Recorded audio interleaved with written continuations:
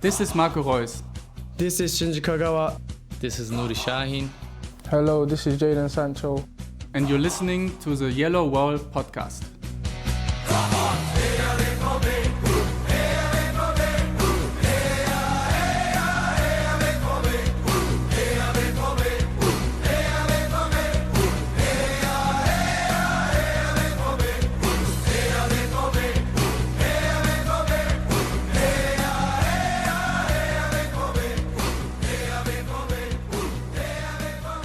Hello and welcome to episode 535 of the Yellowwallpod. I'm your host Stefan Bosko, and today we will talk about Ole Book's first appearance as Borussia Dortmund's new sporting director at Wednesday's news conference, and we will answer a few listener questions during this international break. For all that and more, I'm joined by Lars Pollmann. Hello Lars, how are you doing?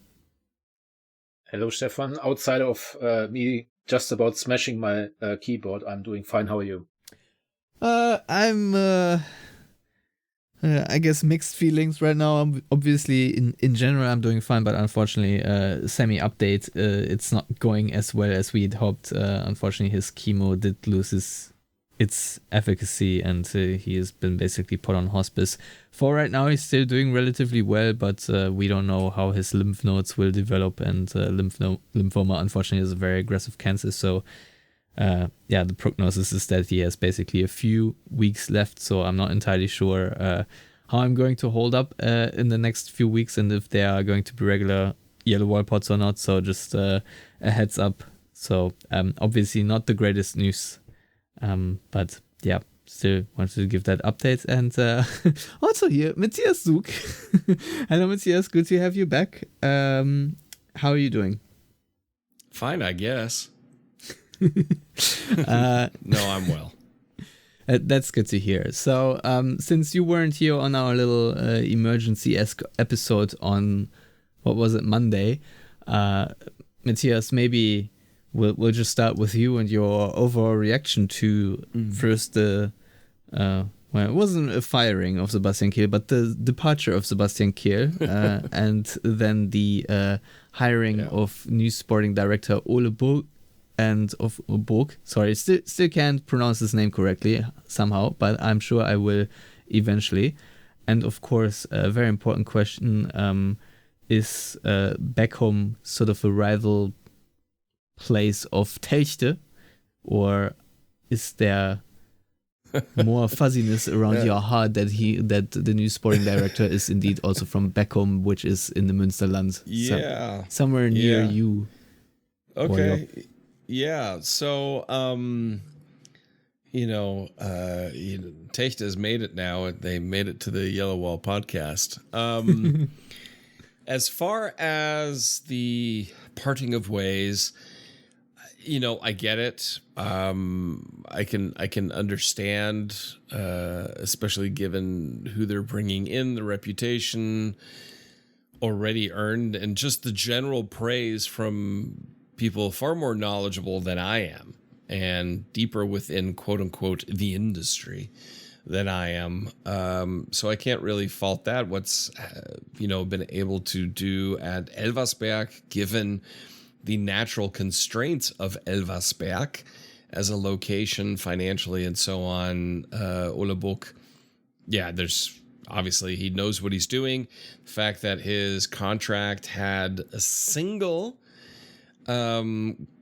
exit clause only for Borussia Dortmund, I actually find rather endearing and in a very I guess almost like wink wink way, slightly arrogant that I don't mind. Because when Dortmund call for me, I'll be going. So it's just kind of interesting.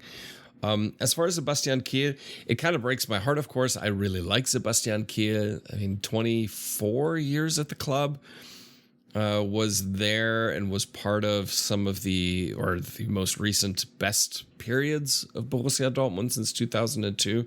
Also went through the bad parts of Borussia Dortmund around 2005, and then was there for the rebirth. So Sebastian Kehl will always be, I know we use this term a lot, club legend, but he is undoubtedly a very deserved Borussia Dortmund club legend. and I wish him all the best. Interestingly enough, he's being linked with Tottenham, so maybe I'll get to enjoy him a little bit further somewhere else, and good Lord, they need the help. And I think he could actually do a good job there. But as far as Beckum and Techte go, so this interesting thing is Techte is in the Kreis or county of Warendorf. Beckum is just around the corner. Beckum has its own Kreis. And within the last, I forget how many years, they allowed people who live in Techte or in the Kreis Warendorf to also, so on their license plates, instead of just having the WAF of Warendorf, they could put the BE of Beckum. And there's kind of this inside joke in Techte, is like, jeder Dreier BMW kommt aus Beckum. And kind of there's a little bit of a, I'm not going to say rivalry, but just, the people from Beckum. So it is, I do find it really cool that not just a Münsterländer is at the sporting helm of Dortmund, but obviously he's not a Techteraner, but he's pretty darn close. And I kind of dig that. It's almost like when Christian Panda took over at Preußen Münster, and given that his grandparents lived across the street from my parents. So a little bit of local flavor here. Does it help for you when you're already talking about the unique exit clause that he apparently also said no to the requests of Schalke and Gladbach in the past? Well, of course. I mean, turning down Gladbach, that would have been an interesting venture for him. Turning down Schalke, if he's really the Dortmund fan that he proposes he is, and coming from Beckum, it is very natural. I mean, you're either a Dortmund fan or maybe some misguided Schalke fans there. That, of course, is even more endearing. So it fits. There is still that little bit of Stallgeruch, as we like to say. So, obviously, internal Dortmund people, Borussia Dortmund people. Now, he's not from Borussia Dortmund, but if he's in his family or Borussia Dortmund fans and he's from the Münsterland, he's still close, let's call it native in that sense.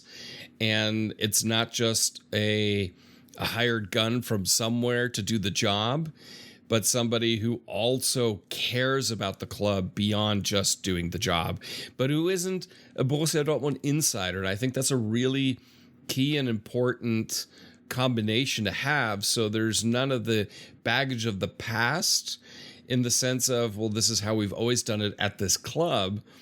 But there's still that emotional, I want this club to do well because this club means more to me than just a job.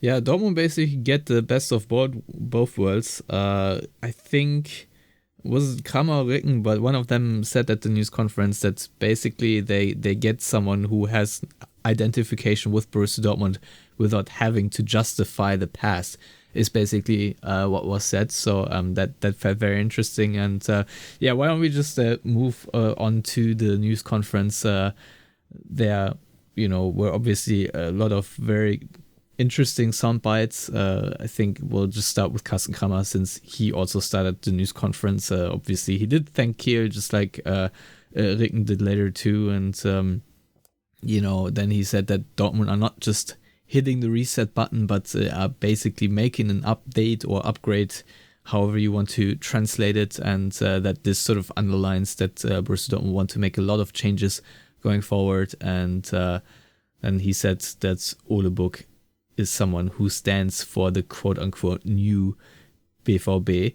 So that's certainly something that perked my ears, that Dortmund are going a little bit for a rebrand as well. And Lars Ricken himself talked about that it's important that Sebastian Kehl gets sort of the goodbye that he deserves. I think, Matthias, you just said again how much of an important figure he was for Borussia Dortmund for basically a quarter of a century.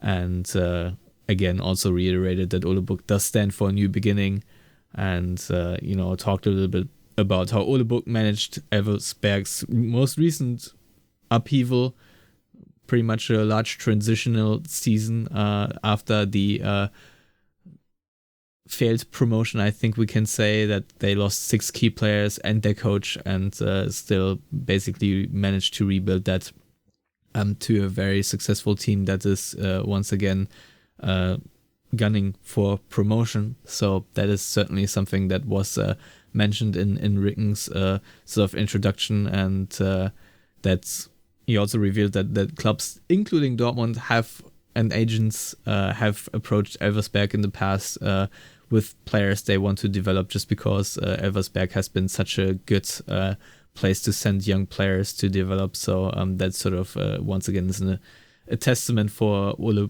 Book's work there. And like you just did, Matthias, he did also mention the exclusive release clause for Borussia Dortmund, and that he's just very happy to have another external guy who brings new impulses like that to already the signing of Niko Kovac. And then he said that he believes that Dortmund did find the best possible sporting director for this moment. So, and Book himself revealed that the first contact between Dortmund and him was in late January, that this was sort of a get to know each other kind of meeting or whatever it was, and that working for Borussia Dortmund wasn't his goal. Having success with Borussia Dortmund is the actual goal. And he did say that his dad and his children are also Dortmund fans, and that he feels like he's on the same wavelength with both Carsten Kramer and Lars Ricken. And I think every one of them, they all just reiterated a million times how important it is for them to work within a team. And he was asked about this dubbing Pearl Diver, because that's sort of what the local press has used to describe him. So we're going from the Diamond Eye in Sven Mislintat to the Pearl Diver, and he said that pearls, to stay with the analogy, are in his mind players that are undervalued and who think Dortmund can develop to excellent players. And in general, his sort of idea of the football is that he wants to see at Dortmund is bold, attacking football. But I think he did qualify that by saying that above everything else, the most important thing is success in the short, medium, and long term, and that he feels responsible for all these 3 things. So I guess that mitigates the vision a little bit by just, I guess, short-term needs. And he also did say that it doesn't mean that they will only exclusively sign the youngest players in the world, but certainly a big part of Dortmund's philosophy and their brand is development of young players. So there's that. And set the standard things like that they want to find players that fit the club and the club's values, etc. So Lars, before I talk anymore, what were your sort of takeaways and maybe first impressions of that triumvirate at the opening press conference of the quote-unquote new Borussia Dortmund?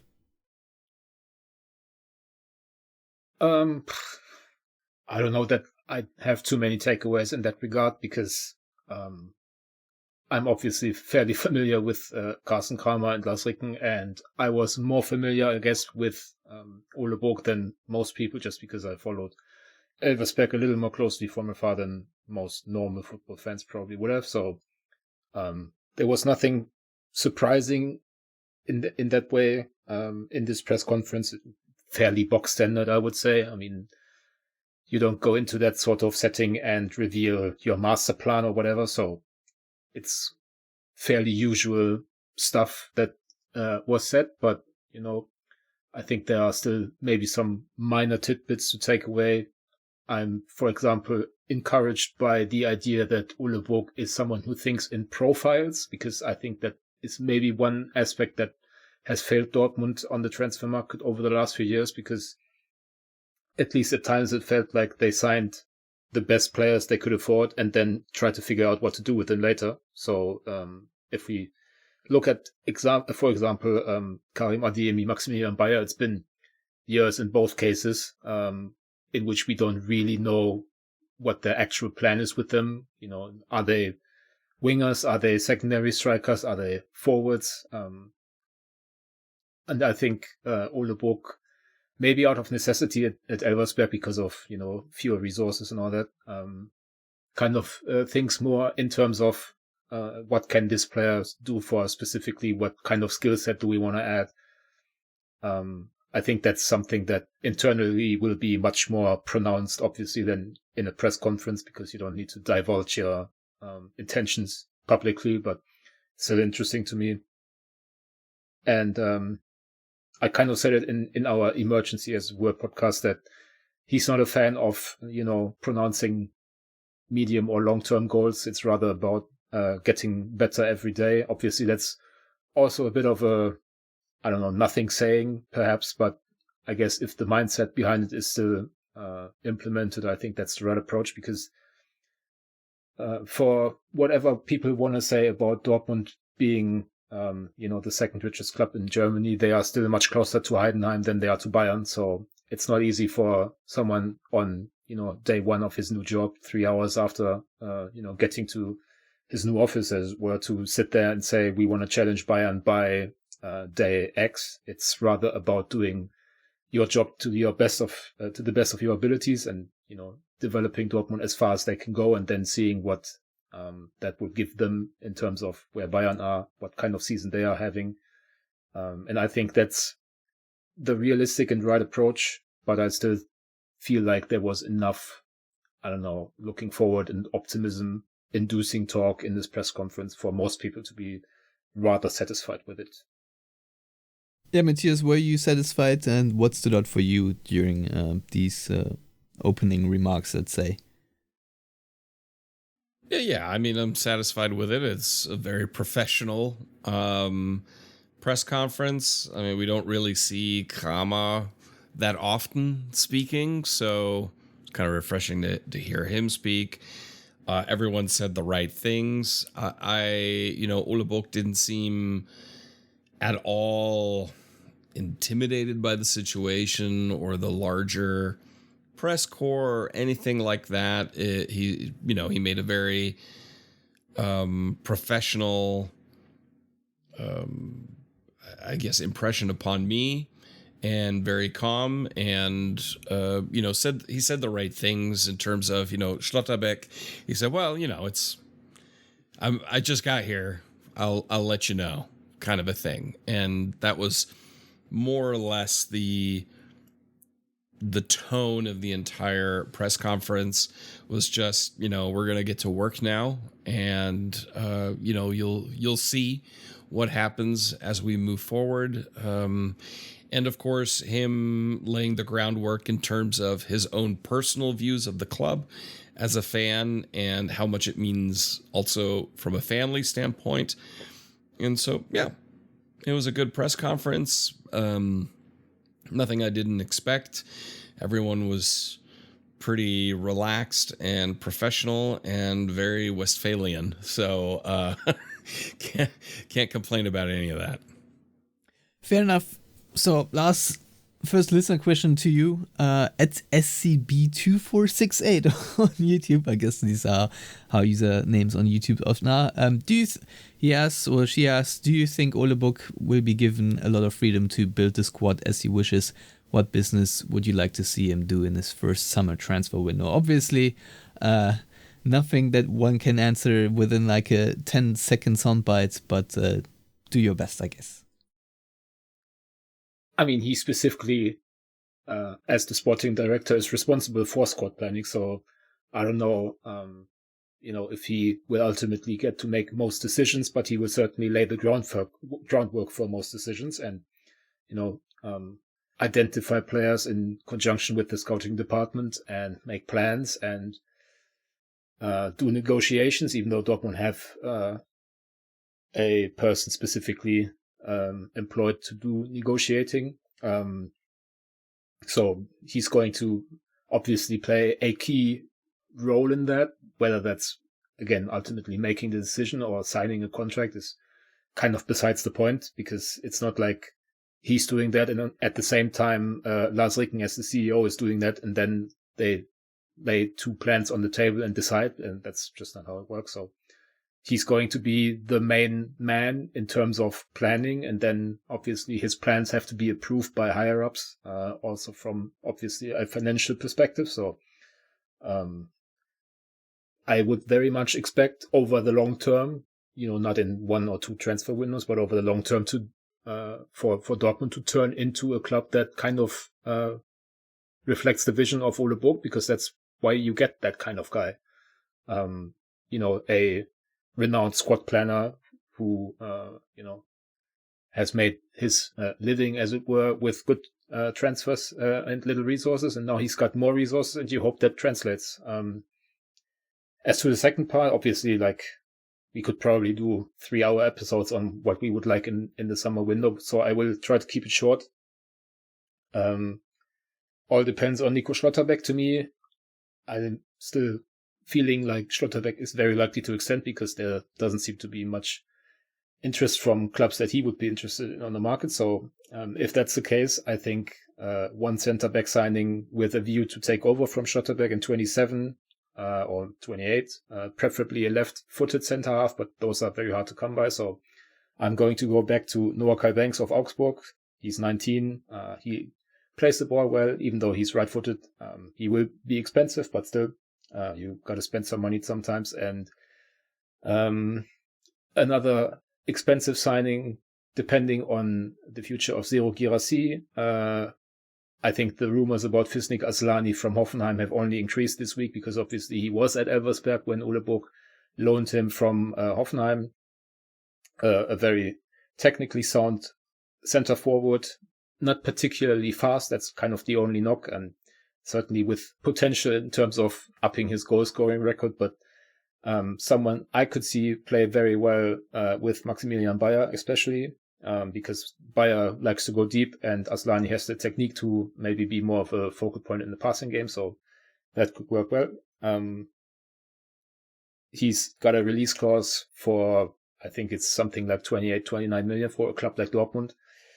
And if you sell Girassi for anywhere from 35 to 50 million, you get younger, get a striker who's more technical, maybe less of a goal scorer as of right now, but certainly someone whom you should be able to play a bit more expansive football, let's say, with. And then arguably the biggest need of them all, because the position has kind of been eradicated, is on the wings. If long term, I think there's no question that they're going to go back to a back four eventually. Maybe not next season if Niko Kovac stays as head coach, because it works, so why would they change it? But long term, I'm pretty sure Ole Book, like sporting directors everywhere in the world but Italy, will think a back four is better than a back three. So then at the latest they will need wingers. I think the obvious candidate is once again Jadon Sancho, 26 years old since yesterday on a free transfer from Manchester United.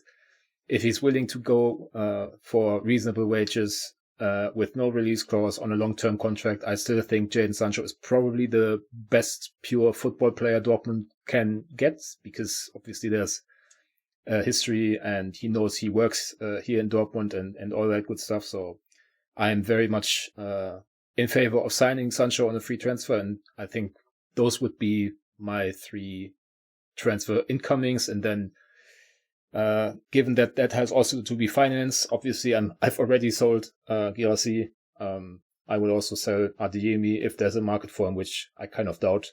And Jan Couto, because it doesn't seem like it's going to click for him.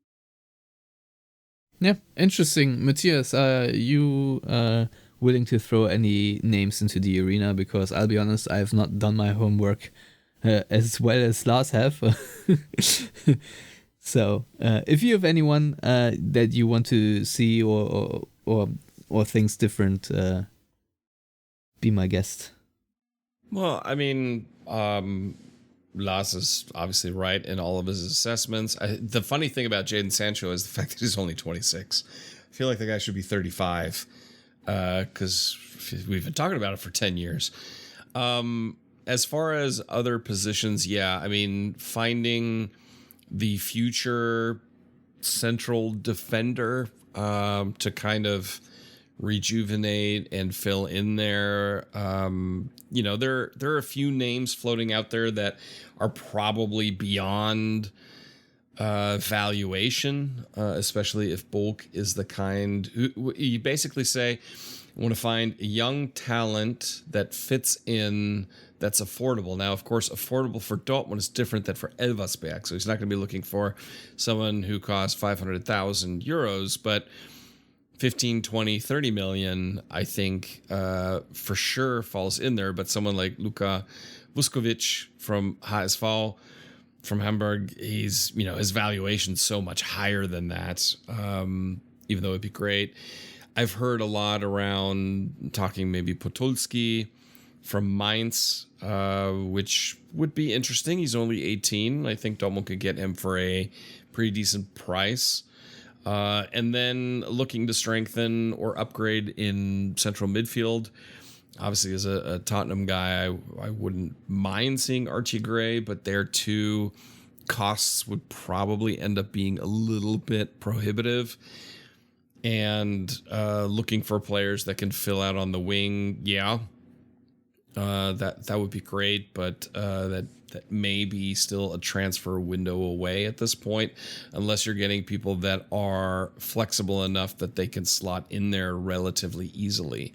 But I don't have a ton of names or insight in there. There are a few that I'd like to see, but as far as something more tangible, not really. There's some chatter around Louis Ben Farhat from Karlsruhe. I don't know how much can be believed in that, but also, young guy, 19 years old, or an attacking player. So one thing I'm noticing, though, is just in general the trends in people that are being linked with Dortmund over the last few days, and now it's really ticked up a little bit since Book came on board. It's kind of your wish list, Stefan, in terms of young players. So a lot of young players all of a sudden are being more linked with Dortmund again, and I think that is only a benefit. But I think it was Lars Ricken who said, we're not going to rock up with an under-21 team, but we definitely need a rejuvenation within the squad. And a lot of the young talents that they have had, or young players that they have had, obviously don't quite fit the quality profile that they're looking for. So now they're looking elsewhere. Yeah, I think I'm just looking for a couple nice surprises here and there of players I just haven't heard. Obviously, I think the rumors that you just mentioned, I think that's normal. I think the so-called rebrands maybe also clever in making agents think about Dortmund differently, and maybe just think about or different agents with different clients will approach Dortmund more willingly now. I've no idea how exactly this all works, but that is certainly something that I sort of hope happens, but I, obviously would love to know how Ole Book and sort of the scouting team maybe readjust things, and how often adjustment the just internal workflow will have within the next months, weeks, days, whatever. So that's just something that I'm very interested in, but obviously we're not going to see that. We will only see the product of it. So we'll, I guess have to wait and see. But in the meantime, I think there are a couple of different questions we can answer. A similar one from Dragoș Lazarescu, who is, of course, known as one of the guys from the Romanian Borussia Dortmund fan club. I think we had him on at some point in our old segment, Borussia Dortmund fans from around the world, and it's great to see such loyal listenership. And he wants to know who actually bears the responsibility for squad building at Borussia Dortmund. I think we answered that a little bit, but he said Ricken or Kehl, and now Book. If Kehl was a bad apple which needed to be replaced due to underwhelming squad planning, then what are Ricken's actual role and duties at Borussia Dortmund? How come he is clean of wrongdoings while Kehl was incompetent / incompatible? Matthias, how would you answer that? I think incompetent is probably a little bit harsh of a term for Sebastian Kehl. I mean, there were squads there that still competed for believe it or not, Champions League title and a Bundesliga title. I think what the saving grace for Lars Ricken is, he was put in place by Aki Watzke. Now, granted, I guess you could say the same thing about Sebastian Kehl, but it's just length of time in role. Sebastian Kehl was in his role longer than Lars Ricken is in his current role. And as such, Lars Ricken is given a little bit extra time. I don't know how much longer that time is, but I think bringing in Ole Book buys him a little bit extra time, because this is seen generally and genuinely as a very positive and somewhat unexpected move from Borussia Dortmund. And much like when they brought in a certain Jürgen Klopp, everyone went, whoa, what is this? And that obviously turned out really, really well for the club. And so I think this buys Ricken some extra time to get things set up according to the way he wants it. And also, of course, keep him in his position for a bit longer. So I think one of the main factors is Kehl was doing what he was doing longer than Ricken's been doing what he's been doing. So if they both started in the same roles at the exact same time, then yeah, you may have seen Lars Ricken also not at the press conference yesterday. But as things are, I think that's just simply down to a matter of timing, and that Kehl had more to do with the squad building than Lars Ricken over that period of time. Yeah, I think Lars Ricken's deal also expires in 2027, and I'm not entirely sure how exactly it works, but I think whether or not he will be extended is something that will sort of arise as an issue around June-ish in that period, so of this year. Lars, correct me if I'm wrong, but I think at least to me, it feels like the Ricken debate maybe is nothing that is going to go away anytime soon, because I think there are, if you read the press, a lot of rumors around his future and doubts over that. How do you think his future is actually going to go? Do you think that Lars Ricken is very much set, or do you think there are going to be other names linked with Borussia Dortmund for a new CEO sport or managing director, or however you want to call his position in the future, since maybe Carsten Kramer or Hans-Joachim Watzke may, continue Borussia Dortmund's rebuild as the new BVB? Well, first of all, Lars Ricken is basically on the same level in the hierarchy as Carsten Kramer. Obviously, Carsten Kramer is also the spokesperson of the directorial board, as it were. But, Dortmund have 4 CEOs, and Kramer is the most important of them, but Lars Ricken is also one of the CEOs, so it's not like Carsten Kramer can turn around and say, Lars Ricken, you're gone. It's the Präsidialausschuss that has to make that kind of decision, and I would assume that's very much, a board of people, not necessarily controlled by Hans-Joachim Watzke, but he will definitely wield some influence. And seeing as Watzke was the one who surprisingly made Lars Ricken CEO of sports 2 years ago, I would assume there's still more leeway, as Matthias alluded to. I also kind of think that people maybe have a warped perception of what Lars Ricken's job actually is, because they obviously have a large focus on, the first men's team, but he, as the CEO of sport, is also responsible for the youth department, for the women's teams. Obviously, he's not making every single minutial decision himself, but he's ultimately responsible.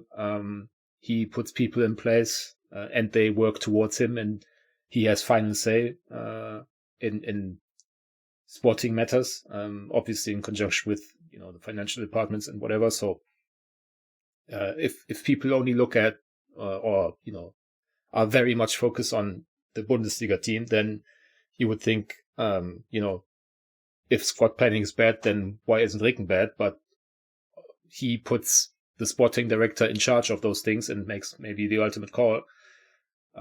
But he's very much dependent on the sporting director's work, which is why they went out and got a new one when they weren't any more satisfied with what Sebastian Kehl put on the table.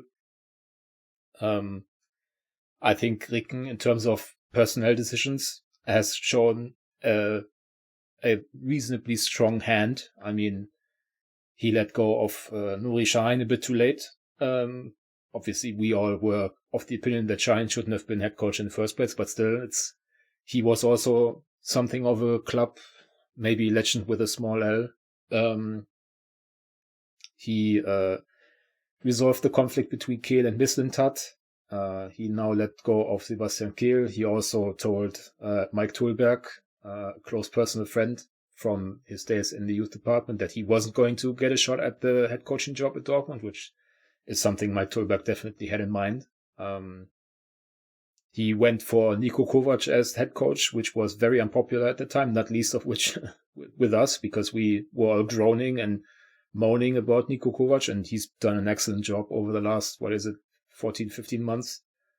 So I think if we look not only at, the obvious transfer business, which is only part of what Lars Ricken has to do as the CEO of sport, then I would argue his job so far has at least been decent. So I don't understand necessarily why they would go through the trouble of putting someone new in place, especially now. I would actually say that Ricken's position has been consolidated with the signing of Ole Book, just because they wouldn't have let him make that sort of decision. Obviously, he didn't make it himself, or just unilaterally, but he was obviously the most important person in that regard, because he's the one working most closely with the sporting director. They wouldn't have had him involved in that kind of decision if the next decision was Ricken to go and, let's say, Ralf Rangnick being the new CEO. So I would say, if anything, this new triumvirate, as you said earlier, has potential to work together for longer. And I don't really see why Ricken's position would be in any immediate danger. All right. Another question from Dragos. I'll let you answer that one, Matthias.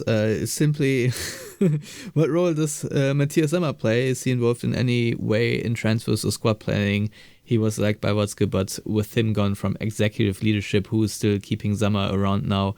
And why is it still important for Borussia Dortmund's management to have him as a consultant? Is it possible that he is in some ways, quote, Watzke's eyes and ears?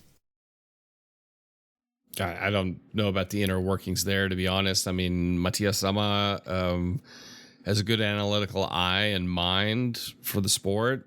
He was also, came out vocally strongly in support of the Book hiring, saying that it's a very positive, forward-thinking move by the club. As far as his continued involvement, when you see him at matches, he's often chatting with Kramer more than anybody else. So I'm sure there's a link there beyond Aki Watzke. As far as he has nothing to do as far as I know, with transfers or anything like that. It's just more of an extra person to bounce an idea off of beyond anything else, but not like, hey, should we sign this player? I don't think he's that deeply involved, honestly, in the sport even anymore to know exactly which players are the right ones to fit where. It's more about culturally and philosophically, possibly at this point. But I'm not that deep into it to know anything beyond conjecture and speculation, to be honest.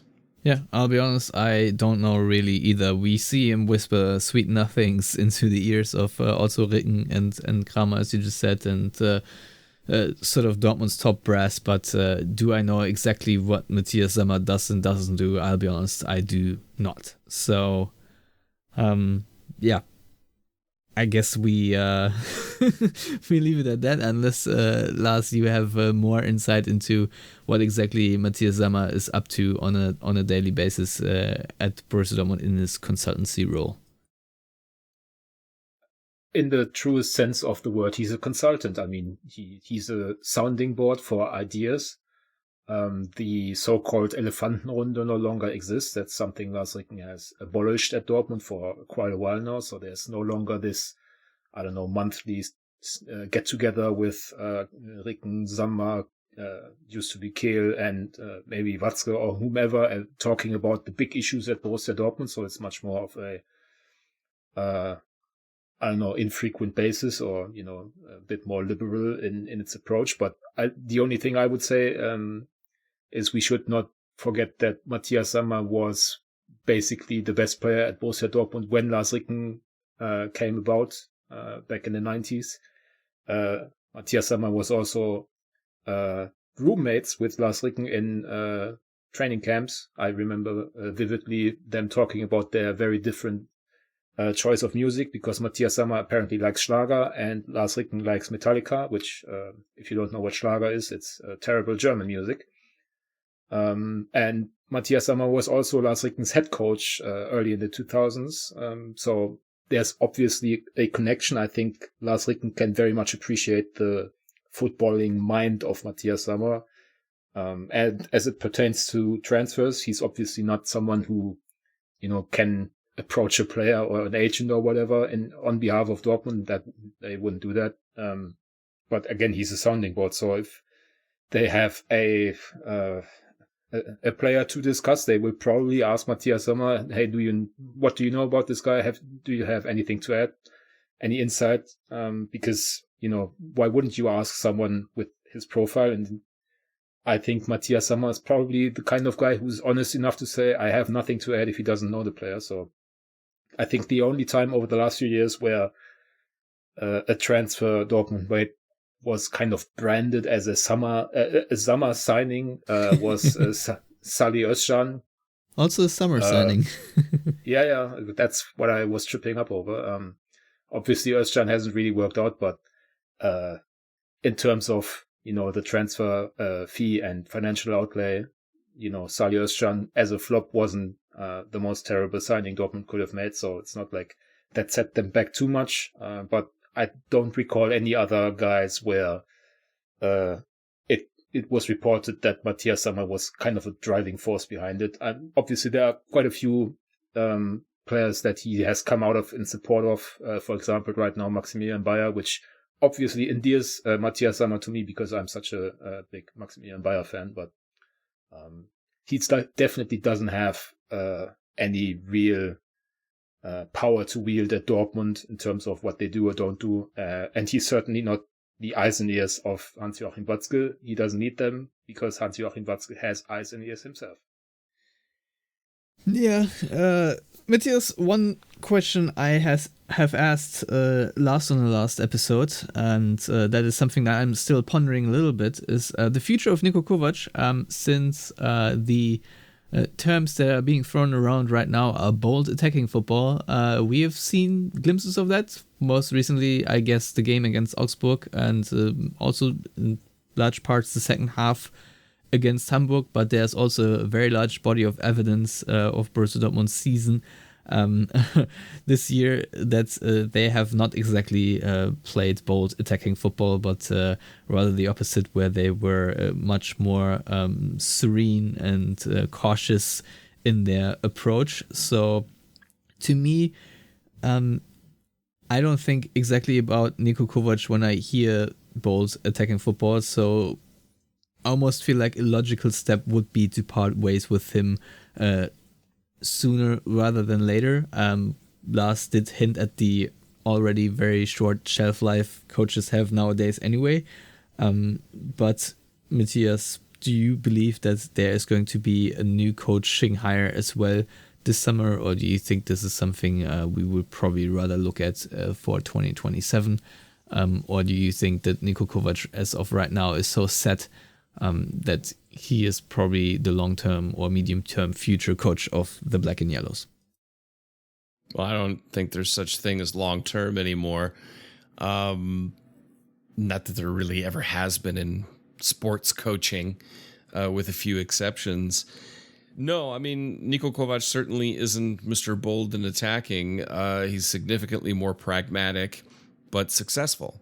I mean, there's no doubt that Dortmund have overall played a better season than in the prior year. He steadied the ship, righted the ship, and they're a very solid second place in the Bundesliga, undramatically so, and that's kind of nice.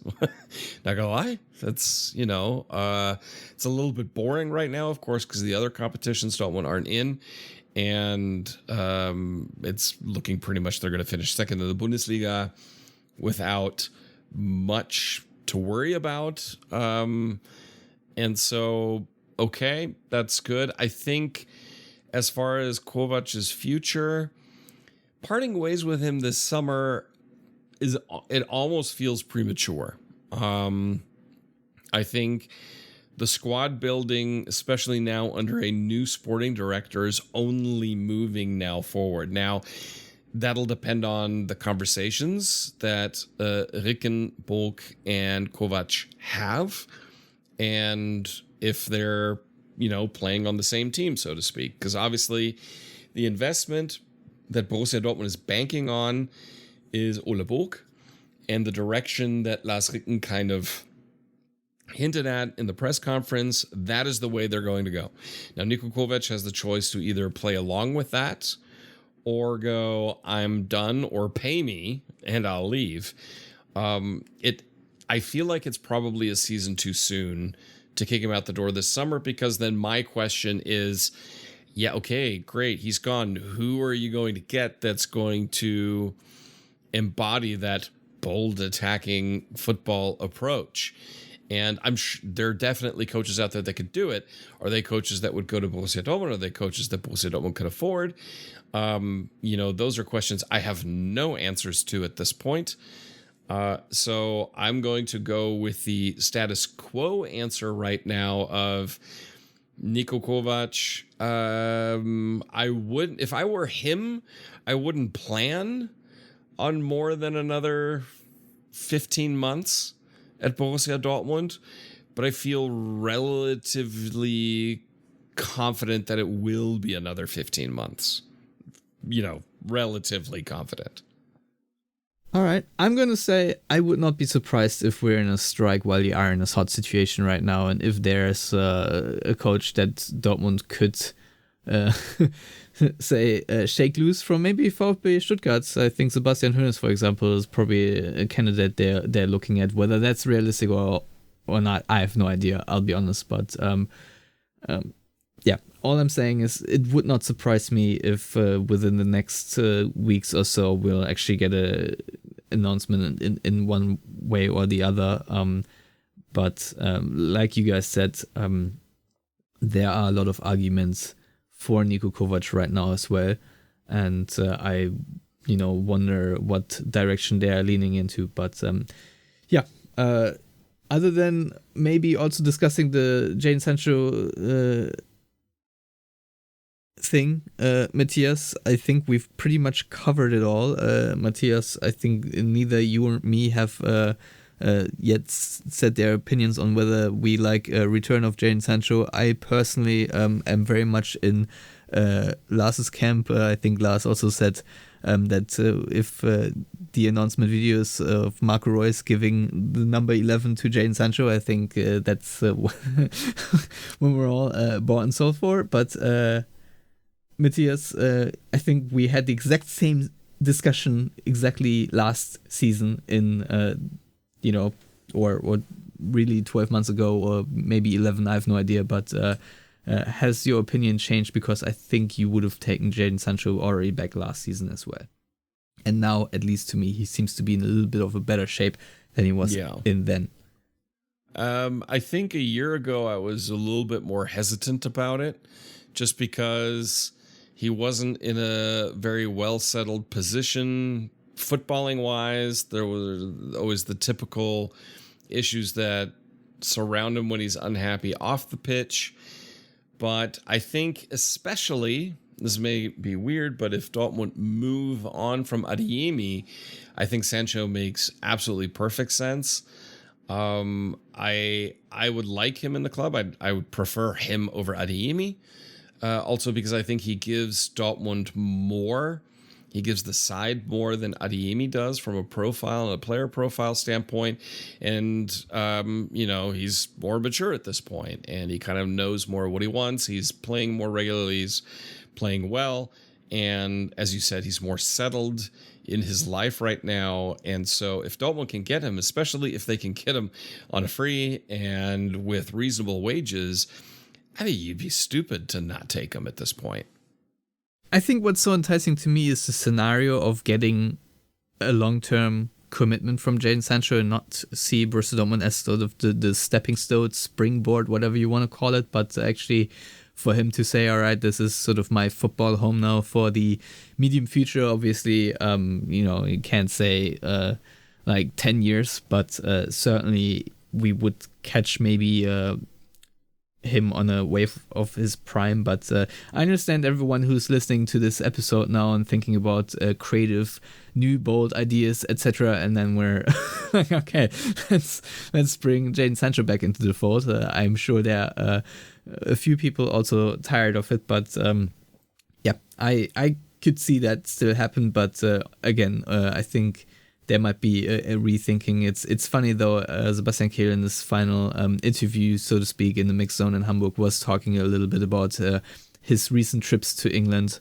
And obviously I'm just speculating here, but I do think that were sort of meetings with Jadon Sancho or, his representation. So we'll see how that develops, but I think these rumors certainly have something to it, and is something that we'll hear more about from as things go on. But, Jadon Sancho certainly also has other options.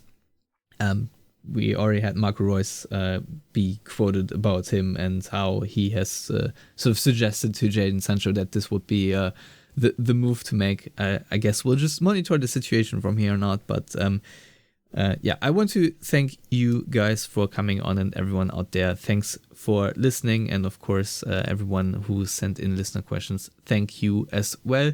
And we'll be back with another episode next week, then previewing the game against, I think, who do we play next? I think it's Stuttgart, right? So that'll be fun. And until then, thank you again and have a great week. Goodbye.